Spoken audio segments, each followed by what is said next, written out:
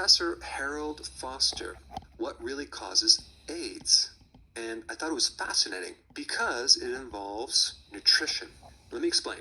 When you have this virus, HIV, which stands for Human Immunodeficiency Virus, over time, if the immune system is weak, that can shift to AIDS, which stands for Acquired Immunodeficiency Syndrome. Now, AIDS is a condition where you basically don't have an immune system anymore because that virus targets a key player within your immune system. It's like the quarterback of the entire team. I mean, if you're playing football and you don't have a good quarterback, you can't ever win.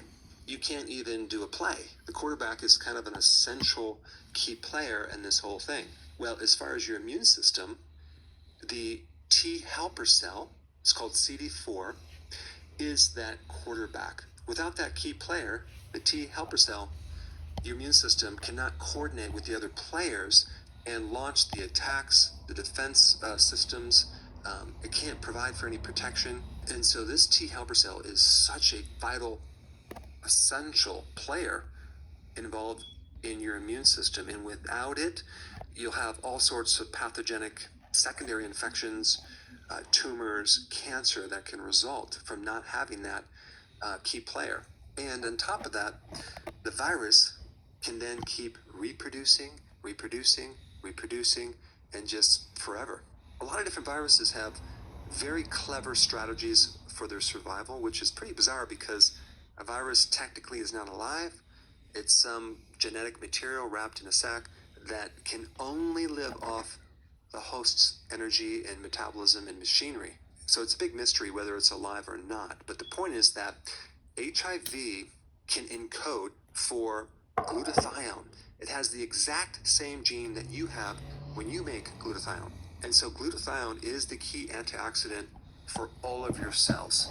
It's like the most important antioxidant, but it's also intimately involved with your immune system.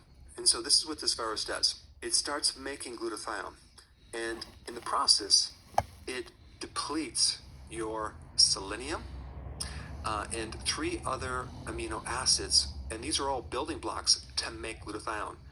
So it depletes the precursors, leaving you high and dry.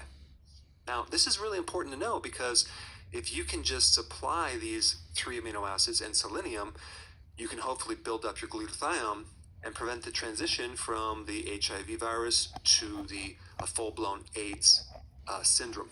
And so the other amino acids that get depleted, which are precursors, are cysteine, glutamine, and tryptophan. So Professor Harold Foster uses this protocol in Africa for AIDS patients, and apparently it's very, very successful. Now, there are several other viruses that also use the same mechanism that you should be aware of. Hepatitis C, hepatitis B, and the virus Coxsackie. So this protocol would probably help those individuals with those viruses as well.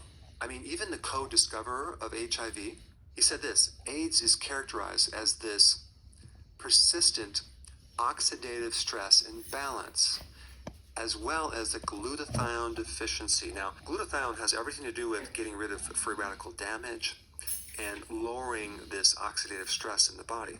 And so then the person just really has no chance of fighting off these secondary infections and tumors because it just overwhelms the body. There's no more defenses. When this virus sucks up your selenium, that then creates a major deficiency of this T helper cell.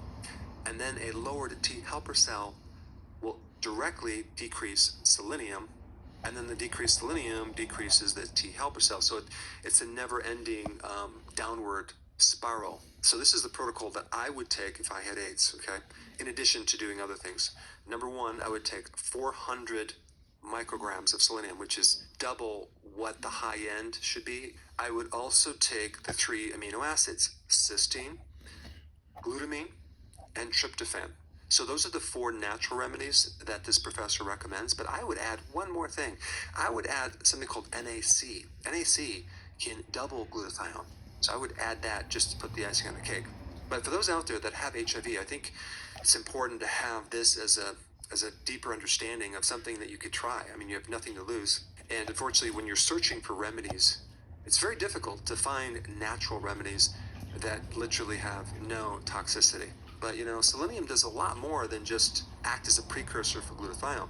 It's involved in the conversion of the inactive thyroid hormone to the active thyroid hormone. It also helps prevent cancer. But I have a lot more to say about selenium in this video right here. Check it out.